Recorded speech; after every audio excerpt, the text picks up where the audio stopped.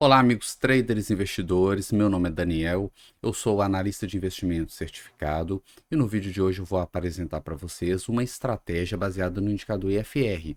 É a estratégia IFR4, que muitos atribuem ao Larry Connors. Eu vou mostrar como é a configuração original da estratégia, o seu resultado através de um extenso backtesting e no final eu vou mostrar uma otimização dessa mesma estratégia para você ter uma rentabilidade melhor do que a original.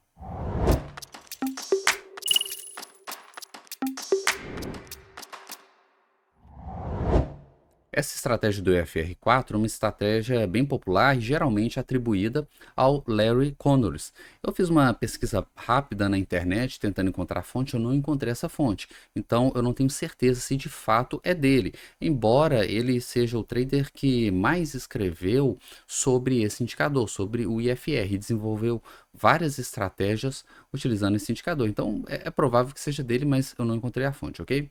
Bom, o operacional é bastante simples, tá? Operacionais de FR geralmente são simples, tá? E no final eu vou te mostrar aqui o resultado dessa estratégia. Bom, o que nós temos aqui? Eu tenho um gráfico aqui de uma ação, tá? Que é só um exemplo, o Rent 3. E aqui embaixo eu tenho um indicador IFR de 4 períodos, tá? Por isso que se chama IFR 4. Eu tenho que esperar que esse indicador ele feche abaixo do nível de 30. Então eu tenho uma linha aqui embaixo marcando o nível de 30 e eu vou esperar fechar. Eu vou dar um zoom aqui. Quando ele fechar abaixo do nível 30, eu vou comprar no fechamento. É uma estratégia para ser usada no fechamento. Nos últimos segundos ali do pregão, se você vê que está fechando abaixo do nível 30, você compra e entra no fechamento. E você vai ficar comprado até que o IFR suba e feche acima da linha de 55. Então, abaixo de 30 para comprar, acima de 55 para vender. Quando você vê que o papel está fechando acima de 55, você vende e encerra a operação. Aqui nós podemos ver que foi uma operação que deu gain. Alguns dias depois, nós tivemos aqui novamente o preço fechando abaixo do nível de 30 e abrindo logo em seguida com esse gap bonito aqui e fechando lá em cima, tá? Acima de 55. Passamos mais um dia, aqui é a mesma coisa, ó, fechou abaixo de 30 e no dia seguinte ele já subiu e já fechou acima de 55, nós encerramos a operação. Entradas e saídas no fechamento. Acontece que a gente vai utilizar também um filtro. O Larry, né, o criador da estratégia, ele sugere utilizar um filtro de média móvel. É uma média móvel simples, aritmética, tá? De 200 períodos. E você só vai comprar quando o preço estiver acima dessa média, tá? Isso vai fazer com que você evite operar períodos de queda. Olha só, todo esse período aqui que o papel caiu, você não operou, tá? Você ficou de fora.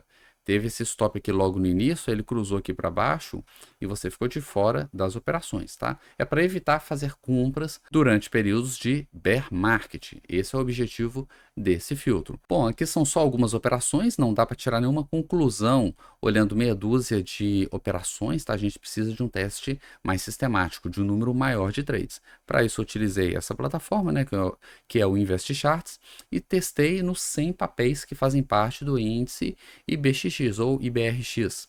Tá?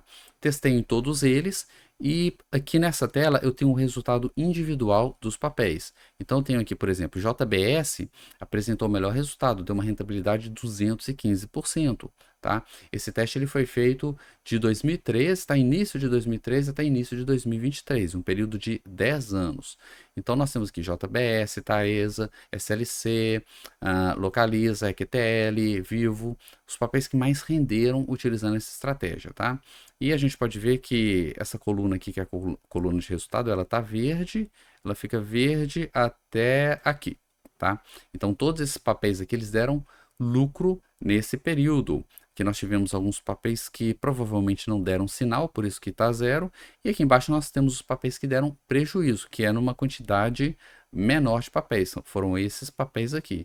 Então, assim, mais ou menos, medindo no olho, é em torno de 65%, mais ou menos 2/3 dos papéis deram lucro e mais ou menos 1/3 aqui dos papéis deram prejuízo. tá? Assim, é razoável. Poderia ser melhor, mas é um percentual razoável. Isso analisando papel por papel. Agora, eu fiz uma simulação aqui também de uma carteira operando um capital, dividindo esse capital em 10 papéis diferentes, entrando em qualquer um desses papéis que desse algum sinal de entrada, né? O papel dá um sinal, a gente entra com 10% do capital até esgotar o capital, tá? Bom, e o backtest da curva de capital foi esse, deu esse resultado aqui. Tá?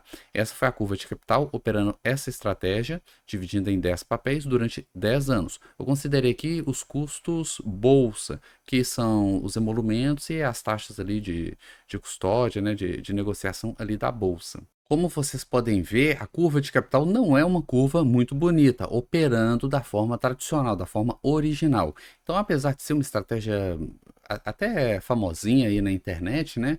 O resultado dela não é, no geral, né, na média, vamos colocar assim, não é tão interessante. A gente pode ver aqui que apesar da gente estar usando esse filtro da média de 200 períodos, quando veio o Covid, ele não protegeu muito. A gente chegou a ter um drawdown em percentual de 30%.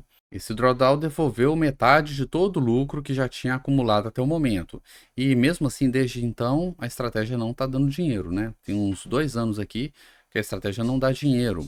Enfim, não é uma curva tão interessante, embora tenha alguns papéis aqui que funcionam muito bem, né, a estratégia, mas no geral ela ainda é meio fraco o andamento dela. Por isso que eu achei interessante trazer aqui uma outra versão, utilizando um filtro um pouquinho diferente, tá? Uma leve mudança aqui no filtro já faz diferença no resultado. A mudança é o seguinte: o filtro que a gente usa, né, na forma tradicional é a média móvel de 200. O que eu vou fazer agora é adicionar uma segunda média móvel, uma média móvel de 20 períodos. Então o preço ele precisa estar acima da média de 200 e também acima da média de 20. Então eu vou mudar aqui na configuração, eu vou mudar de 20 para 20 e 200, ok? E vou mandar executar e vocês vão ver a diferença que vai fazer no resultado. Bom, ele já rodou, vamos olhar aqui o gráfico. Olha só, o gráfico já começou a melhorar, tá? Ele ainda está devolvendo aqui alguma coisa, mas olha como é que já melhorou aqui a curva como um todo. Bom, variação 97% de lucro, o outro tinha dado em torno de 70%, então a gente já conseguiu um aumento aqui na rentabilidade. O drawdown do outro, em percentual, o outro tinha ficado em 30%, é que ele já caiu para 21%, então a gente reduziu, conseguimos tirar aqui 1/3 do drawdown, tá? E assim, essa média não foi nenhuma mineração de dados que eu fiz, eu não testei vários. Na verdade, foi o primeiro teste, né? Olhando o gráfico assim, eu pensei, aí se eu colocasse uma média de 20 e já deu essa melhora.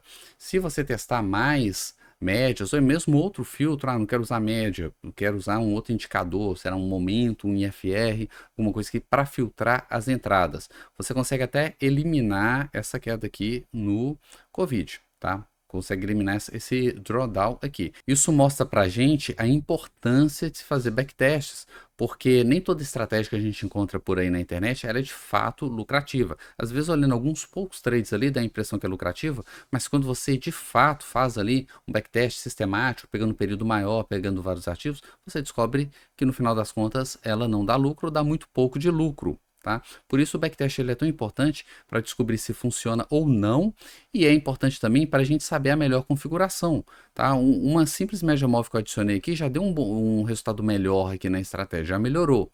Tá? E se eu mudar essa média móvel, se eu testar outros filtros através de backtests, a gente consegue fazer isso. E se você quiser aprender a fazer backtests, tem um link na descrição do vídeo do meu curso Estrategista Quant, onde eu te ensino isso, beleza? Eu vou deixar com vocês agora um vídeo sobre o IFR em detalhes, mostrando como configurar esse indicador para operar reversão à média ou tendência. Muita gente conhece o IFR só para operar reversão à média, né? Mas nesse vídeo eu mostro as duas formas de operar e como configurar o indicador para isso. Te vejo no próximo vídeo. Um abraço.